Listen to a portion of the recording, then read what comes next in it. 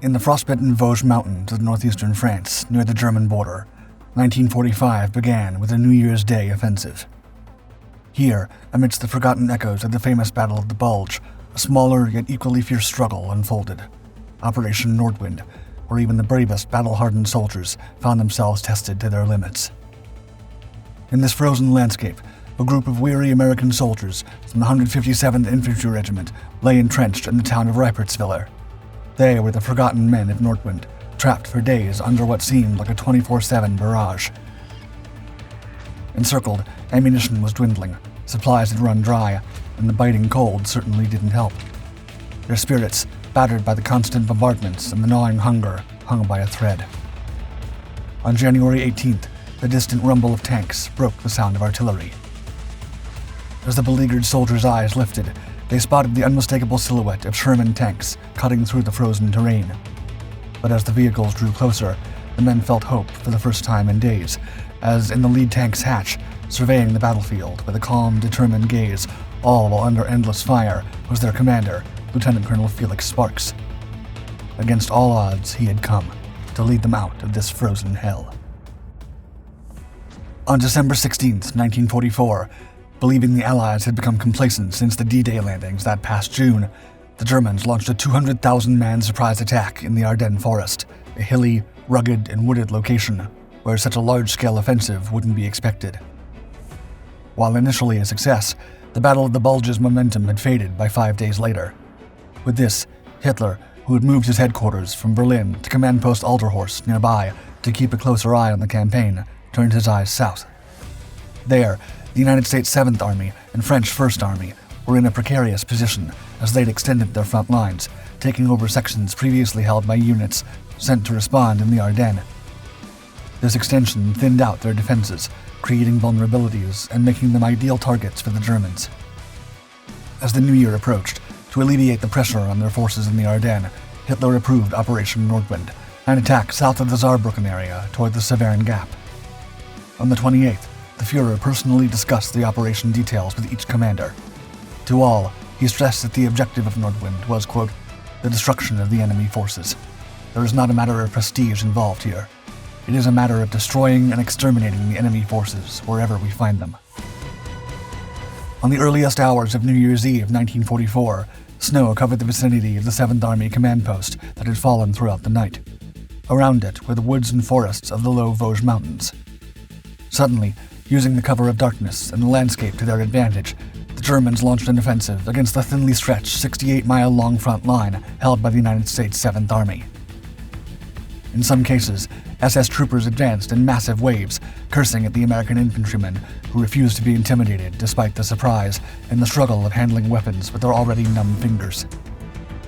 The American soldiers dubbed the series of German attacks the New Year's Eve offensive, with heavy casualties and many prisoners taken during the first week of fighting. Altogether, between January 5th and 25th, the German army undertook 4 more multi-division offensives against the US 7th Army and another against the 1st French Army. Most of these attacks were planned and executed hastily, but they still surprised the weakened Americans. Despite the massive diversion of supplies to the Ardennes forest, the 7th Army forces had to find the means to turn back the multiple German threats. By January 11th, 1945, the Germans intensified their offensive, now placing particular focus near Reipertswiller, a small icy town. To counter this growing threat, the American divisions, mainly the 45th, had to quickly reorganize and strengthen their forces, bringing in as many soldiers, artillery, and tanks as possible. On the 14th, 45th Division Commander Major General Robert T. Frederick was set to strike back at the Germans and retake the strategic hills north of Reipertswiller. For this, 2 battalions were chosen: Lieutenant Colonel Ralph Krieger's 1st Battalion and Lieutenant Colonel Felix Sparks' 3rd Battalion. While both were short on soldiers, with the latter battalion missing about 200 riflemen, they were critical to the division's counter-offensive plan. Sparks' battalion was positioned on the division's left flank, with Krieger's battalion on the right. Their goal was clear: to push back the Germans at all costs. The 3rd Battalion, 157th Infantry Regiment, 45th Infantry Division, known as the Thunderbirds, were the primary American combatants at Reipertswiller on January 14th. Fighting endlessly since Sicily in July 1943, The Thunderbirds were nearly worn out 18 months later, but not their leader, one of the few original men who remained from the regiment's muster in 1940. Initially a young lieutenant, Sparks had spent nearly the entire war with the 157th and was now a 27-year-old lieutenant colonel. As Sparks jumped into his jeep to join his battalion, he pitched his shotgun over his shoulder. An Arizona native who helped feed his family by hunting during the Depression, the lieutenant colonel felt more comfortable with this weapon rather than a carbine or rifle. Sparks, alongside his driver, Albert Turk, a runner named Carlton Johnson, and a translator, German-born Karl Mann, in the back seat, were in their vehicle moving down a paved road covered in fresh snow when they struck a mine, causing an explosion that shook the jeep violently. Uninjured, Mann climbed out of the jeep and noticed its rear tire was sitting on another mine an inch away from the trigger. Additionally, several dozen others lay across the road, once hidden by the snow, but now visible upon closer inspection. While Turk and Johnson were also miraculously unharmed, Sparks was several yards away, lying on a patch of snow, with fresh bruises covering his body and in a state of shock. Upon taking Sparks to the aid station, the second-in-command, Captain John McGinnis, took over. The American attack started right on schedule at 8:30 a.m. Still, it was immediately bogged down in the face of intense artillery fire. Back at the aid station, where Sparks was recovering, upon spotting Captain McGinnis being brought in, wounded by the heavy shell fire, the lieutenant colonel knew he had no choice but to return to his duties, and he jumped back onto the front line. Despite the harrowing artillery that rained throughout the day, the Americans kept on moving. By 4 p.m., Sparks' riflemen had advanced about 1,200 yards, further than any other unit in the area. As darkness fell on the first day of combat, Lieutenant Colonel Felix L. Sparks ordered his companies to establish defensive positions for the night amongst the dense woods. Writing about that day, he recalled, quote, "It was the worst beating we ever took from terrific concentrated artillery barrages. Men were unable to get out of their holes, even without enemy infantry in front of them." That evening, a warning from headquarters came in about a potential large-scale German counterattack targeting their sector. Still, the plan was to continue the offensive the following day.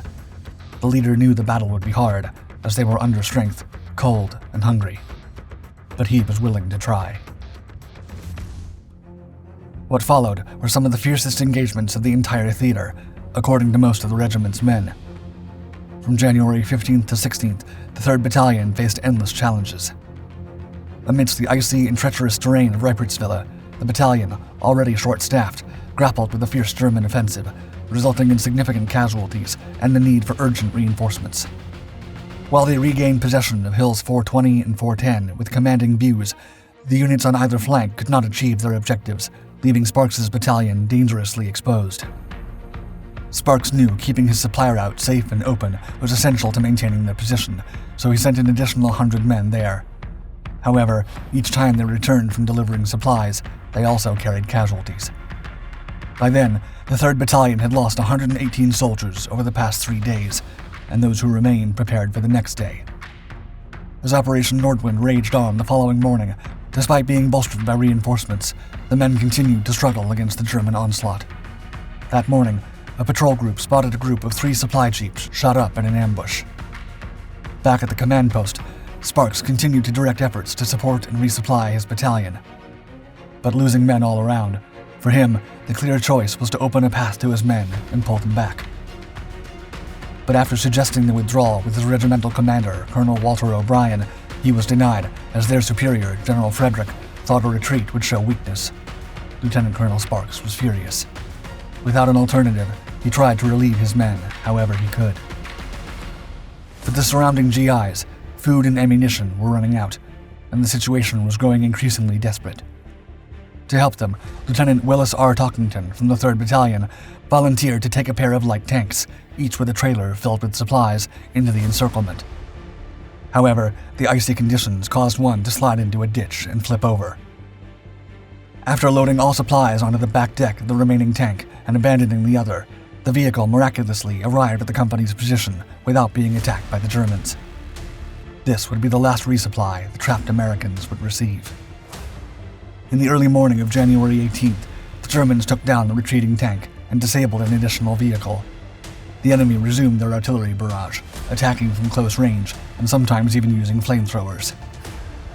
As the day progressed, attempts to resupply or reinforce the trapped units were thwarted. By the afternoon, the American position was clearly being pushed into an ever-shrinking perimeter. With food and ammo nearly gone, all across the 157th's lines, the Americans made many desperate attempts to reach the survivors of the 5 trapped companies, all to no avail. One of them was squad leader Sergeant Bernard Fleming, who decided to send a runner to the battalion command post. But not even 25 yards in, a burst of fire left the young soldier screaming for help.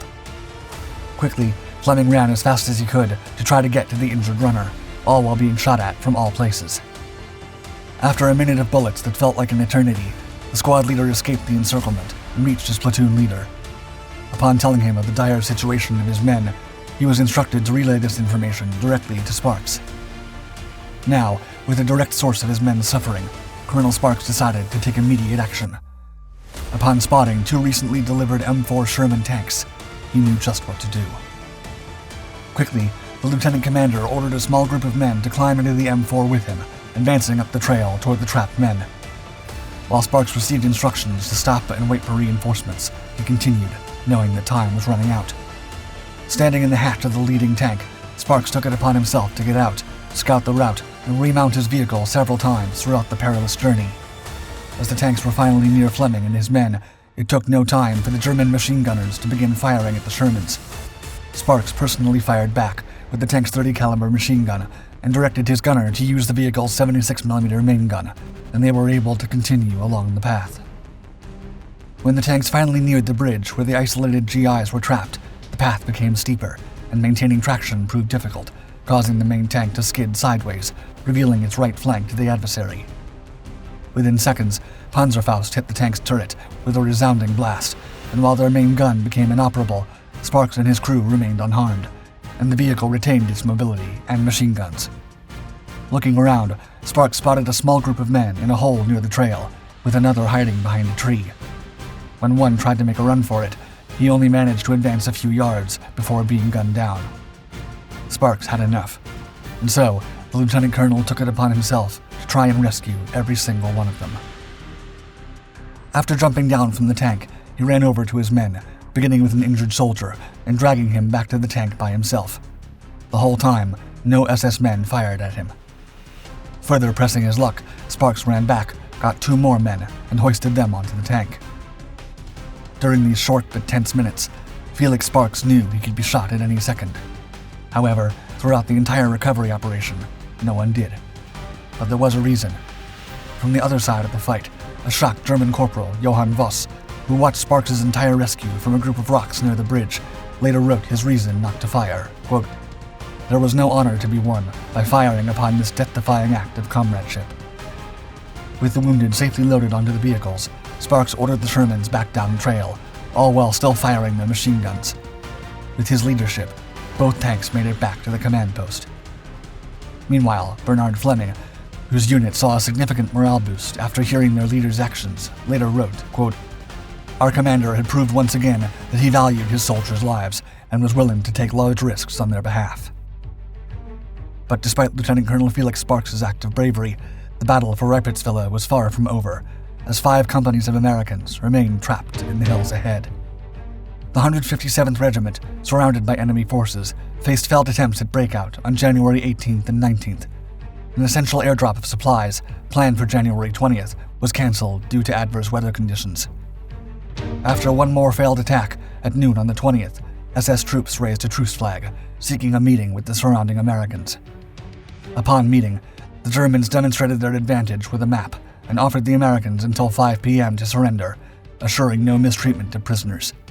However, the remaining 100 or so American soldiers chose to continue fighting and planned a breakout. Hungry, cold, and hurt, the remaining troops from the 5 companies came out of the hiding places they'd been in for days and made a run for it, but the breakout attempt was quickly thwarted by shelling. Only 2 soldiers made it back to the 157th's lines, staying off the trails, hiding through the woods to avoid the enemy, and following shoe prints they recognized as American. For the rest of the captured Americans, they expected brutal treatment. However, the Germans, impressed by the courageous resistance, treated them with full honors, saluted, fed, and clothed them before they were marched off to captivity, where they would remain for the rest of the war. The Battle of Reipertswiller concluded with substantial American losses, totaling around 600. Following the battle, Lieutenant Colonel Sparks confronted General Frederick, who had denied his retreat request. In a heated exchange, Sparks expressed his regret at following orders. Their relationship never recovered. Although Sparks was recommended for the Distinguished Service Cross, Frederick denied the commendation. But Sparks, like many officers known for their leadership and stubbornness, didn't care. Once reconstituted, the 157th Regiment fought all the way to Munich. Ultimately, Operation Nordwind was a failure for the already beleaguered Germans. All over the southern portion of the Ardennes, the Allies held their lines and continued their advance into Germany. The operation was one of the last major German offensives on the Western Front during World War II. Because of this, the brutal fighting at Reipertswiller, where courage, misery, and snow collided, received relatively little attention. However, the men who fought there would remember it forever.